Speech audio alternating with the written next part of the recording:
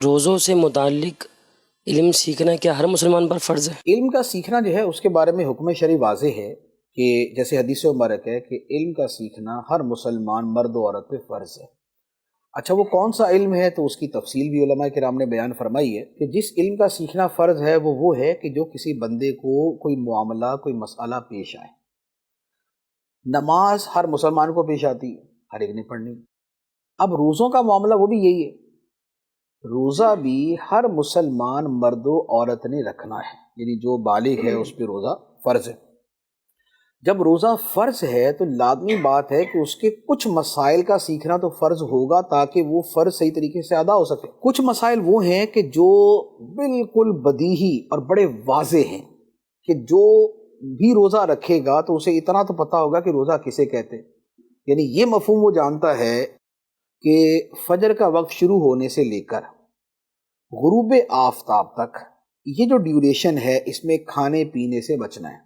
تو اب یہ وہ والی چیز ہے کہ جس کا تقریباً ہر ایک کو پتہ ہی ہوگا کہ روزہ اسی کا نام ہے، لیکن اس کے ساتھ کچھ اور ریلیٹڈ مسائل ہو سکتے ہیں کہ جن کی وجہ سے وہ یہ سمجھے کہ میرا روزہ ٹوٹ گیا جبکہ نہ ٹوٹا، یا وہ یہ سمجھے کہ نہیں ٹوٹا اور ٹوٹ جائے۔ تو یہ والی جو چیزیں ہیں، مثال کے طور پہ کوئی بندہ سگریٹ پیتا ہے، اب سگریٹ پینے سے روزہ ٹوٹ جاتا ہے، تو اب کم از کم جو بندہ سگریٹ پینے والا ہے اس کے لیے یہ مسئلہ جاننا تو ضروری ہے کہ میں سگریٹ پیوں گا تو روزہ ٹوٹ جائے گا، کیونکہ اس کا روزے کا فرض پورا ہونا اس پر موقوف ہے کہ وہ اس سے بچے۔ تو ہر بندے کے اعتبار سے کچھ ایسے مسائل ہو سکتے ہیں کہ جن کا سیکھنا اس پر فرض ہو یا واجب ہو۔ تو یوں کہہ لے کہ بہرحال روزے کے کچھ مسائل ایسے ہیں کہ جن کا سیکھنا ہر مسلمان پہ فرض ہوگا یا واجب ہوگا۔ اسی میں ایک اور مسئلہ عرض کر دیتا ہوں کہ جس میں غفلت بھی ہوتی ہے اور اس کا سیکھنا ضروری ہے۔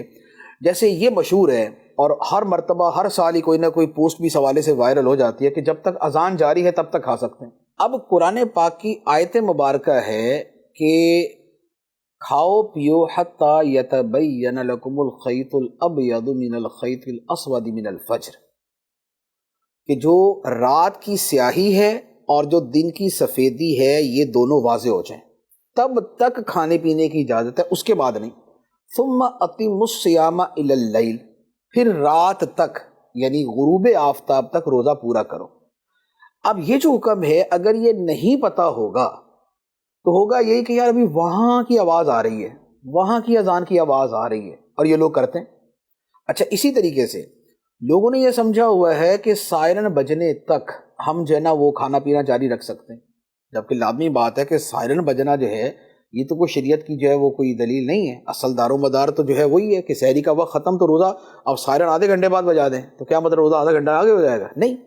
تو اب دیکھیں یہ والی جو چیزیں ہیں ان کا سیکھنا ہر ایک پہ ضروری ہوگا۔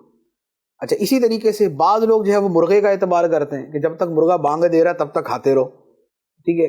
تو اب پتہ چلے کہ مرغا بیمار تھا، وہ اٹھا ہی لیٹ، وہ بانگ اس نے بعد میں دے دی، تو کیا کریں گے؟ تو بہت سے مسائل میں غلط فہمیاں ہوتی ہیں، بہت سے مسائل کے اندر غفلتیں ہوتی ہیں، تو ان کا جاننا ضروری ہوتا ہے۔ تو کم از کم ہر بندے کو روزوں کے مسائل جو ہے نا ایک مرتبہ سننا پڑھنا جو ہے یہ اپنے معمول میں کرنا چاہیے۔